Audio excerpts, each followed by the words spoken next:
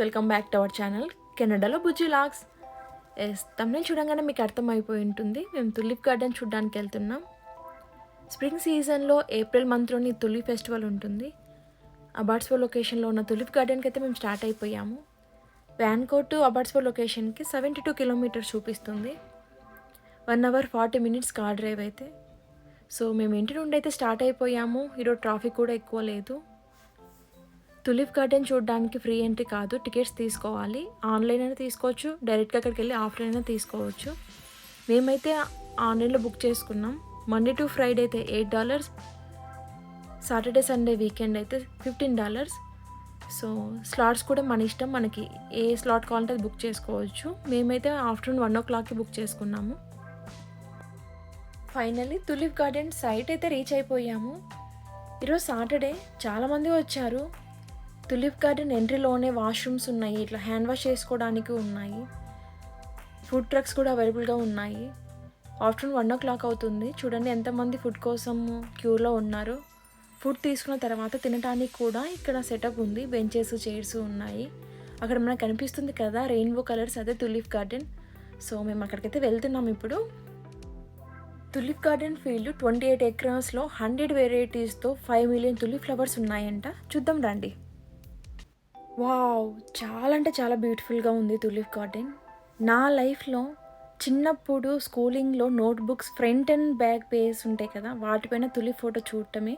Next system desktop అయినా display image చూడటమే, కానీ రియల్గా ఎప్పుడు చూడలేదు. ఫస్ట్ టైం ఇప్పుడు నా లైఫ్లో నేను చూడడం. చాలా అంటే చాలా అందంగా ఉంది ఈ తులిప్ గార్డెన్. ఫ్రెష్ ఫ్లవర్స్, వాటిని చూస్తుంటేనే వెల్కమ్ అన్న పాజిటివ్ వైపు అయితే వస్తుంది. చాలా కలర్స్ కనిపిస్తున్నాయి. తులిప్స్ ప్రతి రంగుకు ఒక మీనింగ్ ఉందంట. రెడ్ కలర్ తులిప్ ఫ్లవర్స్ అయితే ట్రూ లవ్కి సింబల్గా యూజ్ చేస్తారంట.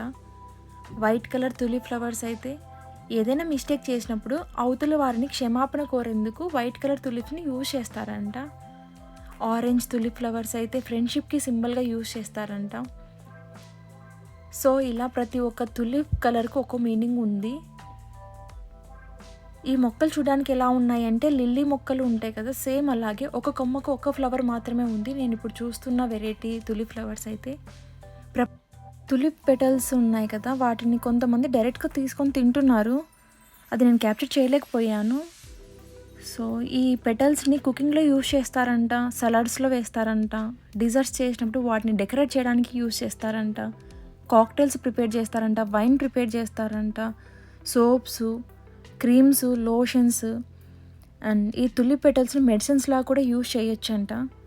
వీటి రెక్కల్ని వేడి నీళ్ళల్లో వేసి వాటి రసంని మన స్కిన్ పైన ఏదన్నా స్కిన్ అలర్జీ ఉన్న చోట కానీ ఏదైనా గాయాలు ఉన్న చోట అప్లై చేయటం వలన రిజల్ట్ ఉంటుందంట. సో ఈ తులిప్ పెటల్స్ వల్ల చాలా బెనిఫిట్స్ అయితే ఉన్నాయి.